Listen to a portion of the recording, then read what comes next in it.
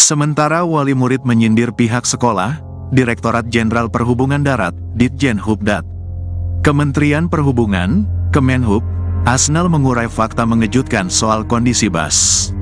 Asnal menyatakan bahwa bus pariwisata yang mengalami kecelakaan maut di Ciater, Subang, Jawa Barat itu tidak memiliki izin angkutan. Bahkan status lulus uji berkalanya pun sudah kadaluarsa sejak Desember tahun 2023 lalu. Pada aplikasi Mitra Darat, bus tersebut tercatat tidak memiliki izin angkutan dan status lulus uji berkala telah kadaluarsa sejak tanggal 6 Desember tahun 2023, ujar Kepala Bagian Hukum dan Humas Ditjen Perhubungan Darat, Asnal. Lebih lanjut, Asnal mengatakan, Ditjenhubdat saat ini telah berkoordinasi dengan pihak kepolisian untuk terus melakukan investigasi mendalam terkait kecelakaan tersebut. Karenanya, Ditjenhubdat juga mengimbau kepada seluruh perusahaan otobus, PO, dan pengemudi untuk memeriksa secara berkala kondisi armada dan melakukan pendaftaran izin angkutan serta rutin melakukan uji berkala kendaraan. Di samping itu, diimbau kepada seluruh masyarakat yang menggunakan angkutan umum bus dapat memeriksa kelayakan kendaraan sebelum keberangkatan pada aplikasi Mitra Darat yang dapat diunduh pada smartphone, tutur Asnal. Selain itu, pengakuan yang tak kalah mengejutkan diurai sopir bus maut yang menewaskan 11 orang siswa SMK Lingga Kencana. Sopir bernama Sadira itu mengurai penyebab kecelakaan maut itu terjadi. Tiba-tiba saya tekan rem, perseneling saya masukin enggak masuk-masuk. Ternyata anginnya tiba-tiba habis. Jadi tak ada pilihan lain waktu itu, lebih baik saya buang kanan dan benturkan ke tiang listrik hingga akhirnya terguling dan terhenti, kata Sadira dilansir dari Tribun Jabar.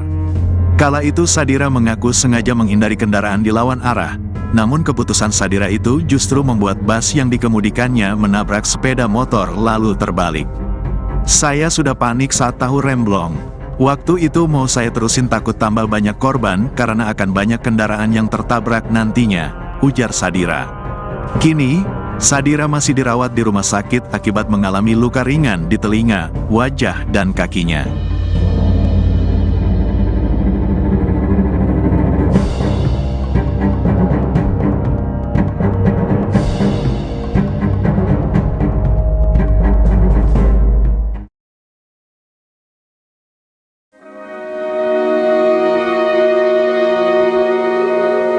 Sudah jatuh tertimpa tangga, pepatah ini menggambarkan pengalaman pahit yang dirasakan oleh pasangan Saimun dan Mas Dewati.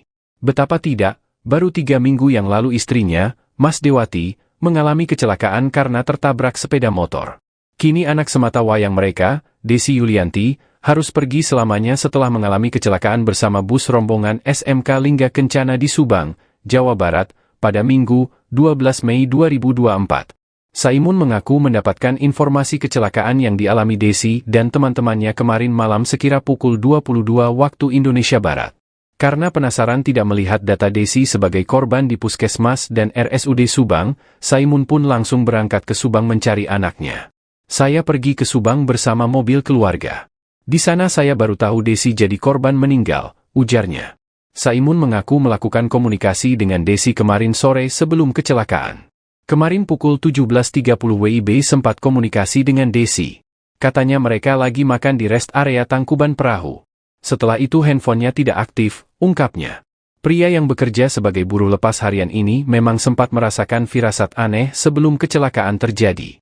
Saya makan bersama istri sebelum pukul 17.30 waktu Indonesia Barat. Tiba-tiba kami dua merasa kenyang. Makanan kami tidak habis, beber Saimun. Saimun merasakan kehilangan yang luar biasa atas kematian Desi, apalagi tahun ini dia tamat SMK dan sudah kerja.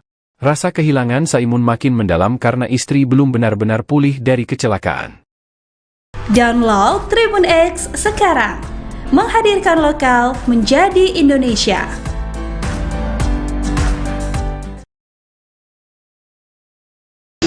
Dia kalau kata saya anak yang baik ya. Tapi lebih telepon gini nyampe kan ya? Oh ya. Pesan ya? Tulang buat gak deh. Kalau misalkan emang dia bilang udah lulus mau kerja kuliah membahagiakan orang tuanya dan adik-adiknya. Terakhir ada gelagat yang ini nggak sih Bu? Yang aneh gitu dari sosok anak Ibu gitu? Enggak sih Pak. Biasa aja, nggak ada yang mencurigakan gitu. Tapi sempat berpesan ke ibu nggak sebelum dia berangkat ke tur itu? Enggak, dia cuma bilang, saya bilang nggak bisa ngasih banyak ongkosnya. Saya bilang kayak gitu, terus saya bilang cukup nggak ya Bu gitu. Dia pengen memberikan sesuatu buat adiknya gitu. Oh, jadi mau bawa oleh-oleh ya? Iya, gitu deh. Dia udah ini dari jauh-jauh gitu. Itu dalam rangka apa sih Bu? Kalau boleh tahu Bu, kemarin pergi itu? Mau wisuda. Oh, wisudaan. Jadi Sekolah. Setelah perpisahan. Oh, itu dari hari apa Bu? Kalau boleh tahu? Dari Jumat. Dari Jumat. Pagi. Rencana pulang? Tadi malam. Oh, ternyata semalam itu pulang. Semalam. Apa sih Bu yang paling diingat dari sosok anak ibu yang nggak bisa dilupakan gitu? Apa ya? Dia itu orangnya semangat buat kejar cita-citanya gitu. Ya pokoknya orangnya nggak neko-neko deh. Nggak pernah minta apa-apa yang ibunya nggak bisa berikan gitu. Pokoknya nggak ini dia, nggak neko-neko orangnya. Apa adanya ya Bu? Adanya. Download Tribun X sekarang. Menghadirkan lokal menjadi Indonesia.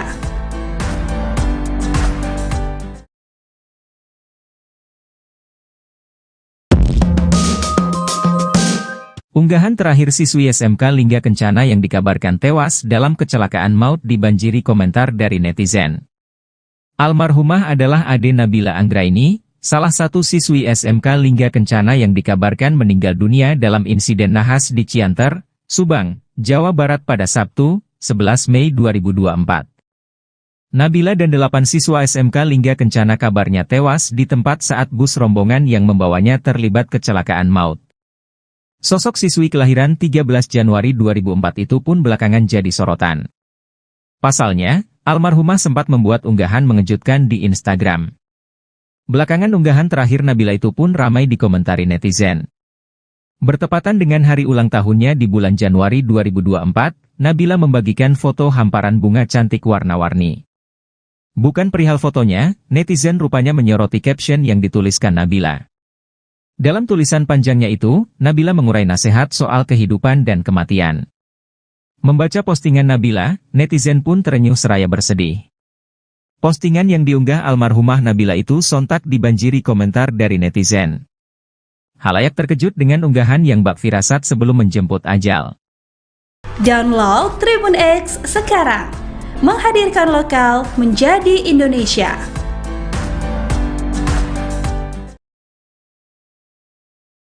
Sekta gubris peringatannya soal kondisi Bas, anaknya jadi korban kecelakaan maut. Seorang wali murid SMK Lingga Kencana mengamuk saat mendengar anaknya jadi korban kecelakaan maut di Ciater, Kabupaten Subang, Jawa Barat pada Sabtu, tanggal 11 Mei tahun 2024, malam. Wanita bernama Riris itu lantas menyindir janji manis kepala sekolah SMK Lingga Kencana yang ternyata ingkar. Seperti diketahui, bas rombongan yang ditumpangi siswa ISMK Lingga Kencana terbalik hingga menewaskan 11 orang. Korban terdiri dari 9 murid, 1 guru dan 1 warga lokal. Mendengar nama anaknya jadi korban dalam kecelakaan maut tersebut, Riris langsung mendatangi SMK Lingga Kencana di Kota Depok. Diungkap Riris, ia sangat kecewa dengan pihak sekolah lantaran membuat acara perpisahan di luar kota. Padahal sebelumnya Riris mengaku sudah mewanti-wanti pihak sekolah terlebih kepala sekolah agar mempersiapkan dengan matang acara tersebut. Kendati bukan ibu kandung, Riris pilu saat mendengar anak asuhnya, Amiluddin jadi korban kecelakaan.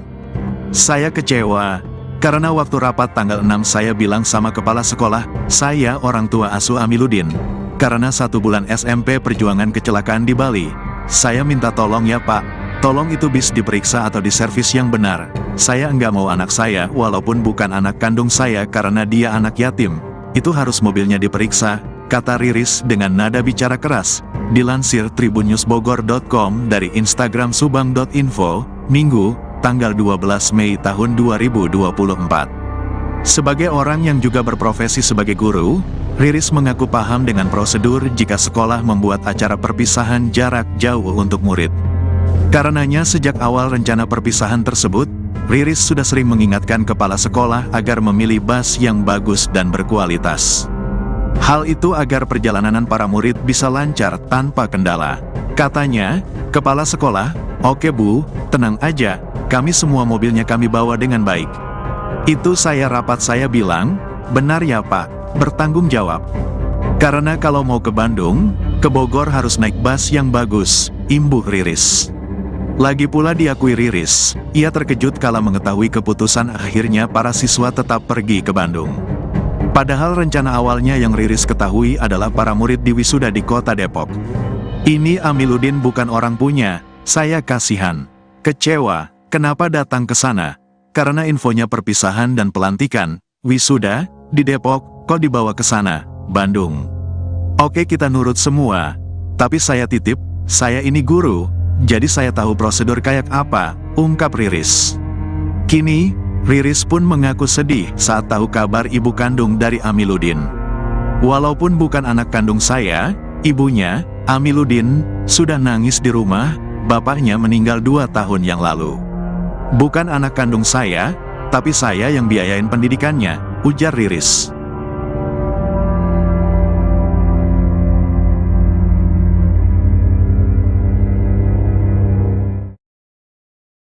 Yayasan Kesejahteraan Sosial yang menaungi SMK Lingga Kencana Depok buka suara terkait kecelakaan bus maut di Ciater, Subang, Jawa Barat, Minggu, tanggal 12 Mei tahun 2024, sore.